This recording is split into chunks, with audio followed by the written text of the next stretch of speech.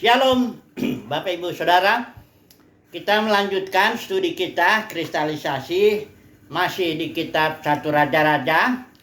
Barangkali ini yang terakhir, nanti kita besok masuk kepada 2 Raja-Raja. Sebenarnya ini satu kitab dalam kitab Ibrani. Jadi dalam Alkitab kita Septuaginta itu dipecah ya. Sorry.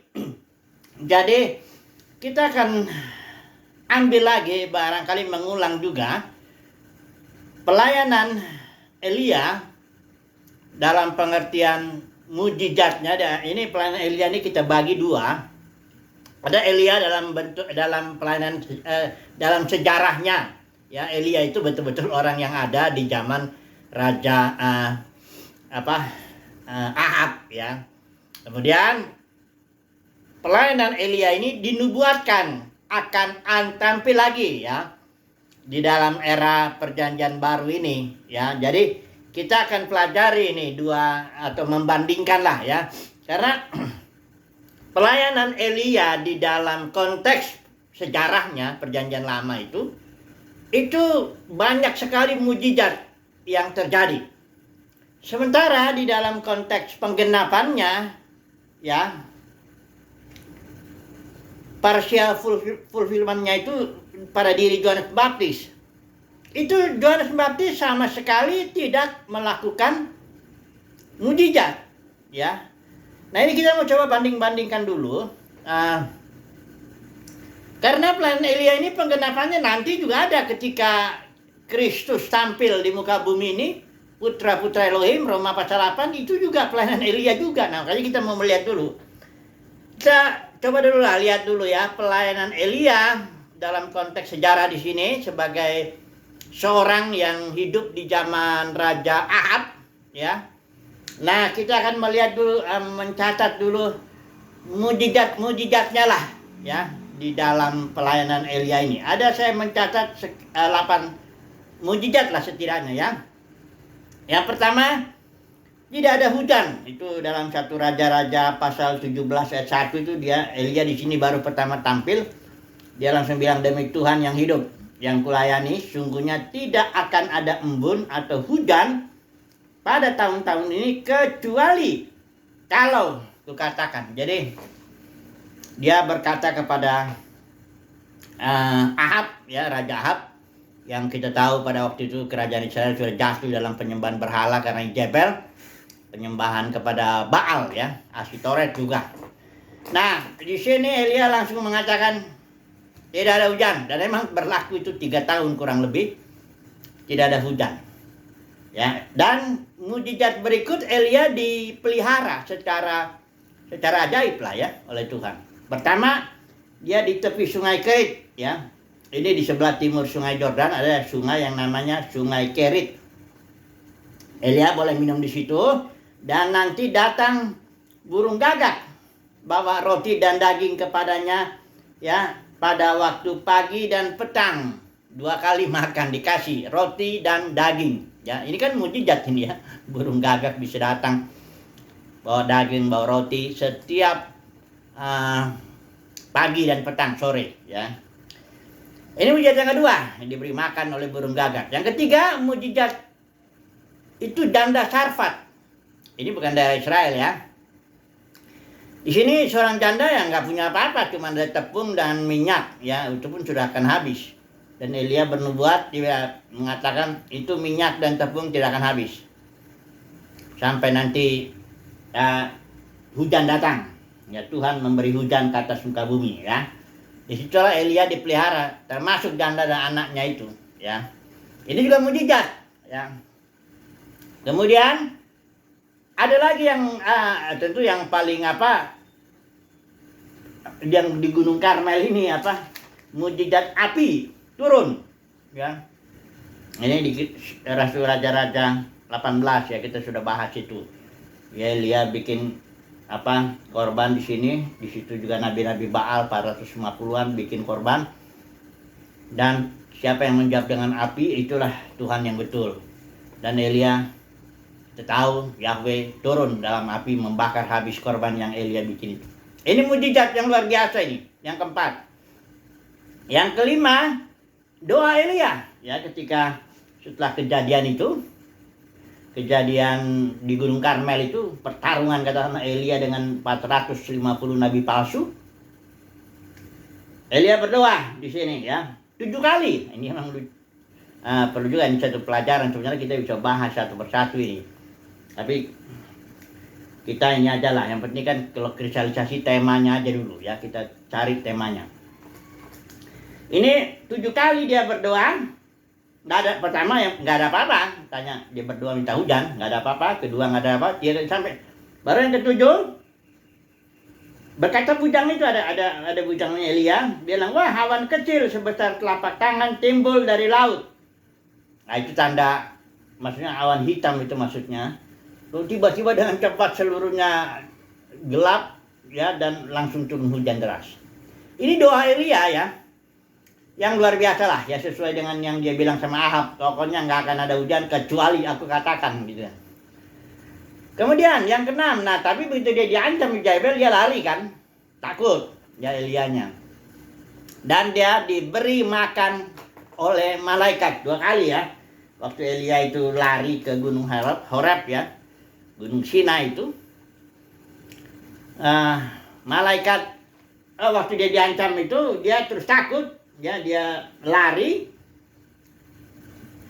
Tidur ya dia karena capek barangkali ya, dia suruh bangun sama malaikat, ya makan, suruh makan ya, ada roti bakar dan kendi berisi air ya. Kemudian dia berbaring lagi, tidur lagi. Kemudian bangun, disuruh bangun sama malaikat, makan lagi. Dengan makan itu, dengan makanan yang diberikan oleh malaikat itu, ayat 8 di pasal 19, dibilang dia dengan oleh kekuatan makanan itu ya berjalan 40 hari 40 malam lamanya sampai ke gunung Horeb ya. Saudaraku, makanan itu luar biasa itu ya, bisa bikin Elia jalan 40 hari 40 malam. Ya nggak dibilang di sini apakah dia makan lagi atau tidak. Pokoknya itu mujizat ya. Kemudian yang ketujuh, api turun. Nah, ini adanya di 2 raja-raja ini sebenarnya ya, sebelum Elia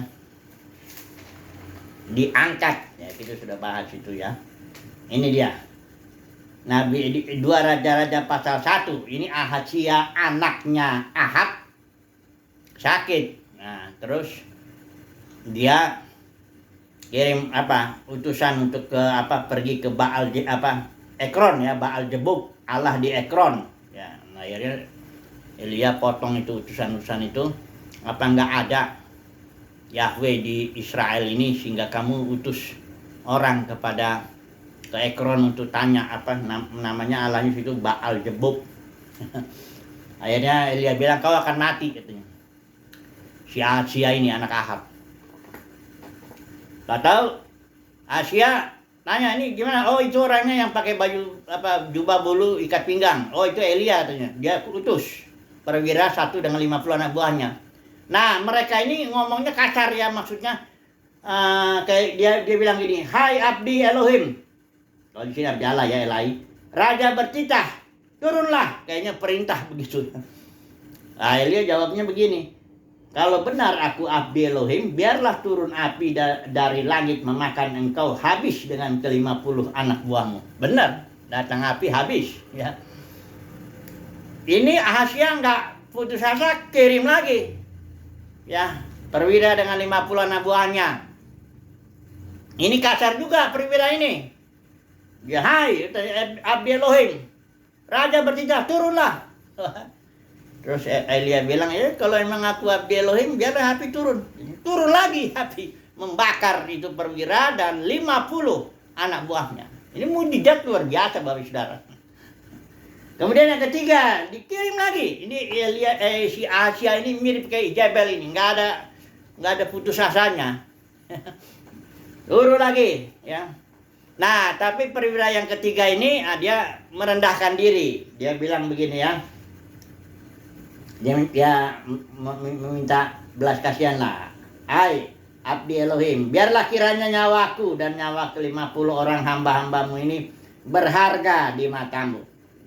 Bukankah api sudah turun dari langit memakan habis kedua perwira yang dahulu dengan ke-50 anak buah mereka. Tetapi sekarang biarlah nyawaku berharga di matamu. Baru Tuhan bilang, pergilah, turunlah bersama dengan dia, jangan takut. Jadi dia ada ini perwiranya, ada rasa sopannya lah ya. Nggak main perintah. Raja bertitah, udah kayak raja siapa raja? Semua orang manusia sama kok ya di hadapan Tuhan. Dan kalau orang dia nggak menghormati abdi Elohim, ya bisa begitu juga ya. Ini mujizat yang ke-7 ya, api turun. Yang ke-8, nah ini mujizat waktu Elia dan Elisa mau pisah ya. Elia tuh pukul apa tuh dengan apa Sungai Yordan terbelah ya. Apa namanya tuh dipukul dengan dengan dipukulnya jubahnya ya, digulung jubah dipukul ke air, maka terbagilah air itu ke sebelah sini ke sebelah sana dan mereka bisa berjalan. Ini mujizat juga ya, kayak mujizat yang Yosua itu pukul Sungai Yordan, Israel bisa lewat ya. Jadi Elia dalam konteks perjanjian lama atau dalam sejarahnya memang seorang nabi yang melakukan ministry menentang penyembahan berhala, itu penyembahan Baal oleh Raja Ahab itu di Israel, itu penuh dengan mujizat. Penuh dengan mujizat ya. Dan mujizatnya luar biasa juga lah ya.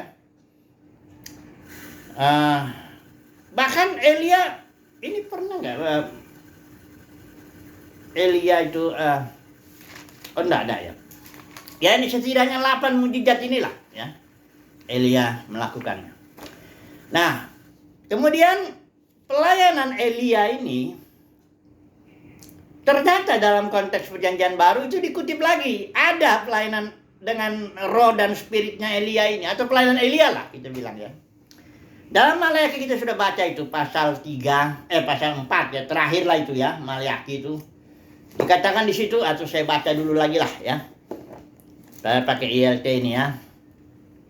Karena ini penggenapan pelayanan Elia ini ya, sebagian digenapi dengan datangnya Yohanes Pembaptis ya. Sebagian ya, karena itu biasa itu bahwa penggenapan suatu ini kayak pencurahan Roh Kudus di kitab Yoel itu dikutip oleh Petrus, itu sebagian saja penggenapan dari Yoel. Nanti akan terjadi lagi pencurahan yang tak terbatas itu, di mana semua orang di situ akan terkena dampaknya ya. Kalau yang pertama kan yang pencurahan Pentakosta itu kan hanya 120 orang dan pergerakan setelah itu ya, enggak semua. Nah, mari kita melihat dulu, coba dulu ya sebentar ini Maleakhi ya, kita mengutip dulu Maleakhi bagian terakhir ini ya. Kedatangan Elia ini. Nubuat ya. Pasal ayat 5 ayat pasal 4. Lihatlah, aku mengutus Nabi Elia kepadamu sebelum datangnya hari Yahweh yang besar dan mengerikan itu. Dan dia akan mengubah hati bapak-bapak berbalik kepada anak-anak, dan hati anak-anak terhadap bapak-bapaknya, sehingga aku tidak datang memukul bumi sampai musnah. Jadi pelayanan Elia dalam konteks penggenapannya lah katakannya gitu ya, itu suatu jenis pelayanan yang kelihatannya sederhana sekali. Tidak ada kelihatan harus ada mujizat di situ ya. Pendeknya suatu pelayanan yang memulihkan kepemimpinan bapak dalam suatu rumah, khususnya bapak dengan anak, hubungannya, relationship ya. Bapak jadi fokus kepada anak-anaknya, anak-anak jadi fokus kepada bapaknya. Ini pemulihan, bukan dibilang bukan keluarga karena istri sebagai penolong tidak disebut di situ, tapi yang penting ini suatu pemulihan kepemimpinan bapak lah, sehingga rumah demi rumah itu bapak berfungsi dia sebagai imam, raja dan nabi bagi seisi rumahnya, anak-anaknya khususnya gitu loh ya. Anak-anak juga meneruskan atau mendukung lah kepemimpinan bapak itu ya. Ini jenis pelayanan yang biasa saja ya. Kayaknya nggak ada perlu ada mujizat di situ lah ya. Kemudian pelayanan Yohanes yang berikut. Ini dia sebagai Yohanes Baptis maksudnya, yang merupakan Elia yang akan datang, karena di sini Yesus bilang ya, Matius 11 ayat yang ke-14. Dan jika kamu mau menerimanya, ialah Elia yang akan datang itu. Jadi menurut Yesus, itulah dia Elia yang akan datang. Ya Elia yang dinubuatkan itu ya dalam diri Yohanes Pembaptis. Nah, kemudian pelayanan Yohanes Pembaptis yang kedua apa? Tadi yang pertama kan pelayanan Elia itu memulihkan hati Bapa sama anak dan Bapa. Yang kedua, pelayanan Yohanes Pembaptis forerunner, itu memberi jalan kepada hadirnya Mesias yang akan menegakkan kerajaannya. Atau tegasnya begini, memberi jalan untuk kerajaan Mesias itu tegak di bumi ini. Kira-kira begitu ya. Ini dia pelayanan Elia ini. Bukan bangun kerajaan sendiri, bangun denominasi, bangun aliran sendiri, bukan begitu. Ini pelayanan Yohanes Pembaptis itu menghadirkan aja. Dia yang harus lebih besar, aku makin kecil, kira-kira begitu ya. Ini dia pelayanan yang kedua Elia itu, penggenapannya. Kemudian yang ketiga, ini pelayanan Elia juga di sini terlihat dari Yohanes 1 ayat 29 ya. Pemulihan segala sesuatu, karena ini Yesus yang dihadirkan oleh Yohanes Pembaptis itu adalah anak domba Elohim yang menghapus dosa dunia, bukan hanya dosa orang yang percaya saja. Ini ya, kalau Calvin bilang limited atonement, dia kan punya tulip itu ilmunya tuh. T itu total depravity, artinya manusia rusak total. Tidak bisa lagi, tidak ada seorang pun mencari Tuhan. Itu betul, itu Calvin, emang betul. Di surat Roma juga jelas itu. Tidak ada seorang pun yang mencari Tuhan. Manusia jatuh dalam dosa, dalam arti rusak. Total depravity. Baru U-nya, ya, unconditional election. Pilihan yang tak terkondisi, nggak tergantung orangnya. Pilihan itu tergantung daripada kehendak kedaulatan Tuhan. Tuhan mau pilih siapa aja. Nggak tergantung si anu bagus atau si anu penampilannya apa, sekolahnya apa, nggak ada itu urusan itu. Unconditional, ya, tidak terkondisi, tergantung kondisi orang itu enggak. Jadi election, pilihan itu tergantung mutlak kedaulatan Tuhan, ya. Kemudian irresistible, ya, artinya irresistible grace itu artinya kasih karunia nggak bisa dilawan. Kalau Tuhan sudah mau pilih dia, kasih karunia sama dia, dia orang itu nggak bisa ngelawan. Saya udah bicara itu tidak ada kehendak bebas ya. Ini benar ini. Tulip ya. Tulip. Ya. T-U unconditional L. L ini dia limited atonement dia. I-nya irresistible grace, baru P-nya perseverance. Ketekunan orang kudus. Nah yang L-nya ini limited atonement, katanya Yesus itu datang menebus dosa hanya umat pilihan. Ini Rasul Yohanes bilang, John Baptis bilang, inilah anak domba Elohim yang menghapus dosa dunia. Sementara surat Yohanes juga di situ dibilang, Yohanes 2, Yesus itu menghapus dosa bukan hanya dosa kita saja, tapi dosa seluruh dunia. Ya, dan Yesus itu gelarnya juru selamat dunia. Ya kalau nggak menyelamatkan dunia, kenapa dikasih gelar juru selamat dunia? Banyaklah saya udah bicara itu mengenai Rasul Yesus itu menyelamatkan dunia ya. Itu ya yang ketiga itu ya. Jadi Elia akhir zaman itu dia akan memberitakan bahwa Yesus itu juru selamat dunia, bahwa Yesus itu menebus dosa dunia, bahwa Yesus itu anak domba Elohim menghapus dosa dunia. Gitu. Ya, memberitakan unlimited atonement, kira-kira begitulah ya. Bukan yang diberitakan Calvin limited atonement, bukan itu. Kemudian pelayanan Elia satu lagi ini disebut ini pemulihan segala sesuatu. Ini saya baca dulu ya, Markus 9 ayat yang ke-12 ya. Coba dulu kita lihat Markus 9 ayat yang ke 12. Oh, ini enggak di sini ayatnya ya. Saya ambil yang di sini ya. Markus 9. Oh ya, di sini dia. Markus 9 ILT ini jadi ya. Ayat yang ke-12. Saya bacakan di sini. Sebagian aja. Memang Elia sudah datang. Ia memulihkan terlebih dahulu segala sesuatu. Nah, ini adalah pemulihan segala sesuatu. Ini pelayanan Elia ini. Kemudian yang di dalam Kisah Para Rasul 3:21 juga ada disinggung itu. Dikatakan Yesus harus tinggal di sorga sampai waktu pemulihan segala sesuatu. Ini memang pemulihan segala sesuatu ini sudah dikatakan melalui mulut semua nabinya yang kudus sejak dahulu kala. Tapi secara khusus itu adalah pelayanan Elia. Pemulihan segala sesuatu. Ya. Kemudian ini ada satu lagi pelayanan doa. Ini ada di Yakobus ya. Elia itu manusia biasa tapi dia doa, pelayanan doa. Nah, ini pelayanan juga loh doa. Sudah jangan pikir kalau berdoa itu nggak kerja. Berdoa itu bekerja dan itu luar biasa, itu pelayanan ya. Banyak kali hal-hal itu nggak bisa dibuat apa-apa pun ada masalah apa lu bentur apa nggak bisa kecuali didoakan. Tapi harus dua orang benar, dua Elia lah. Coba dulu kita baca ya. Karena bisa juga kan kamu berdoa tapi kan kamu minta hendak kamu habiskan untuk memuaskan hawa nafsumu. Nah itu doa yang begitu ya nggak efek, nggak kena lah ya, bukan itu yang dimaksud ya. Yang dimaksud di sini pelayanan doa itu dua orang benar ya, doa model Elia ya. Bukan kita harus bikin mujizat dulu seperti Elia, enggak. Perhatikan dulu coba ini ya, Yakobus ya. Mana dia ini Yakobus? Kuasa doa. Coba dulu Yakobus 5 ya.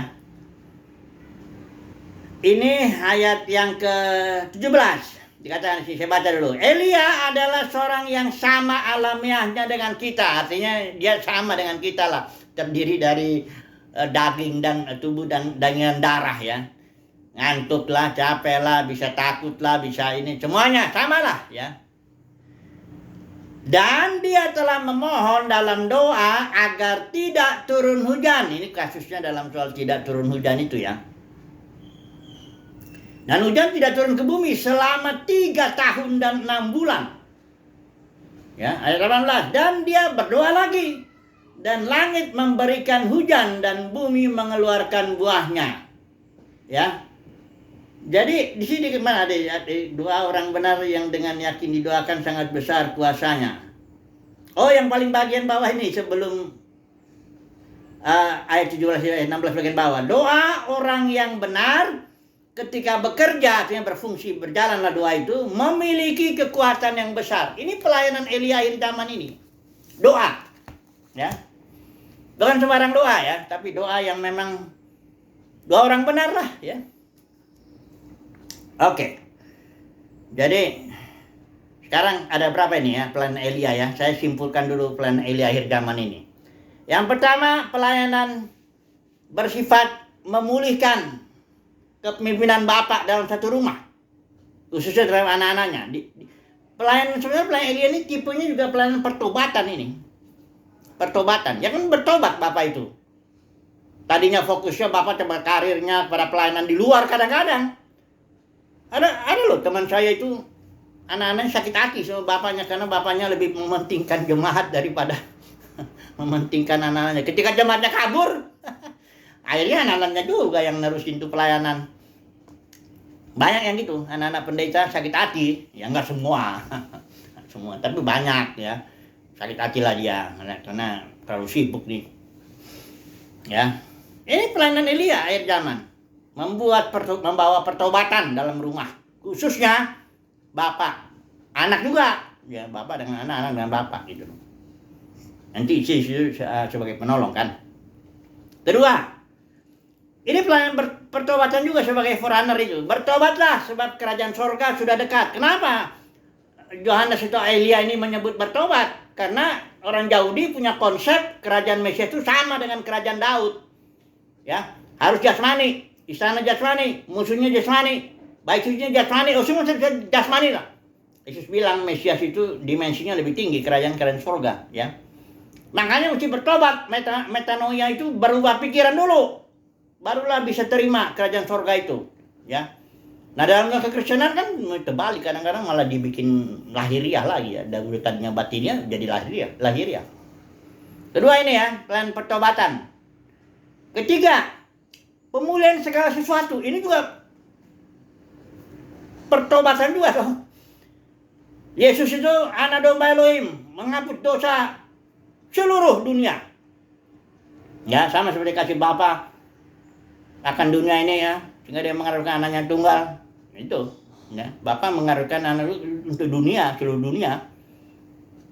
Ini pembelian pertobatan juga ini, karena orang harus bertobat baru percaya mendapat hidup kekal.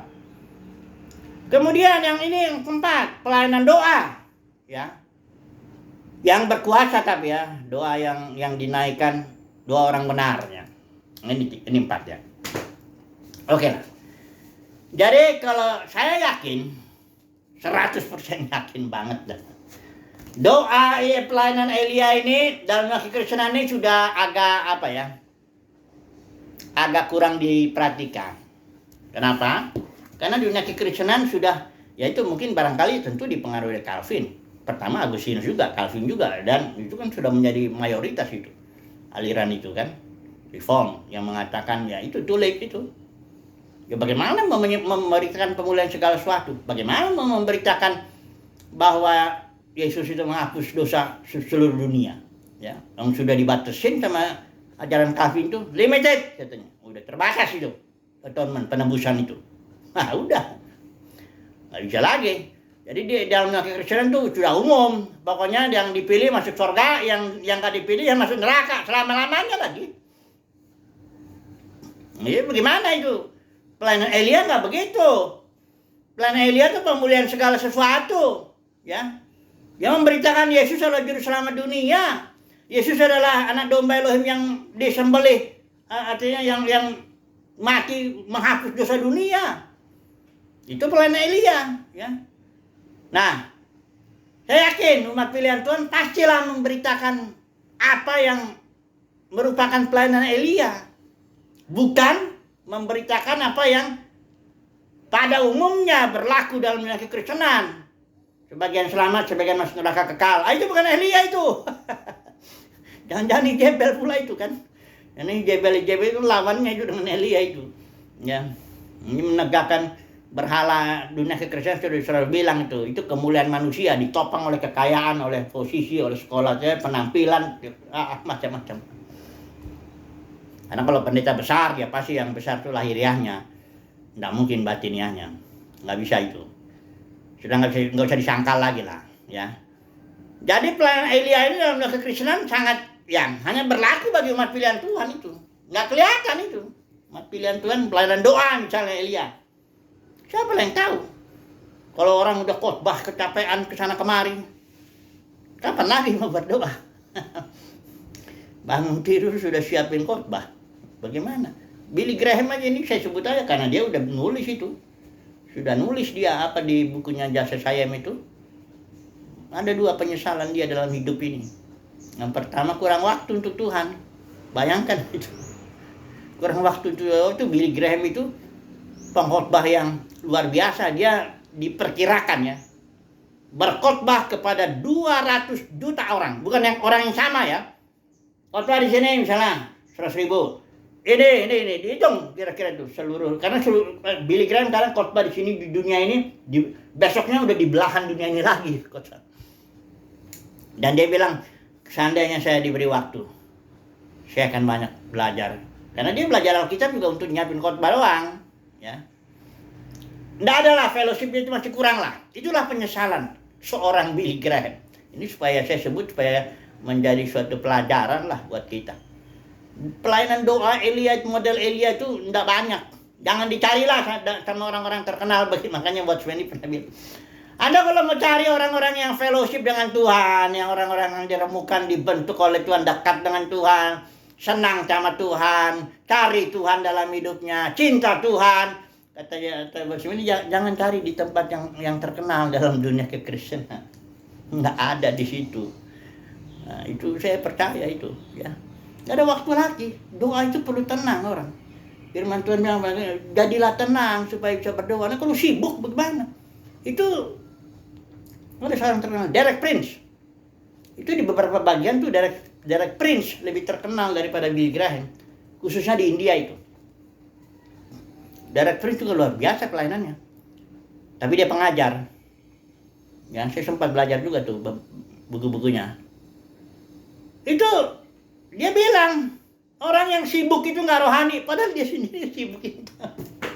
Tapi dia bilang orang yang sibuk itu, khotbah sana, khotbah sini, pelayanan sana, pelayanan, kunjung sana, kunjung sini, nggak ada rohani itu katanya. Nggak tenang itu.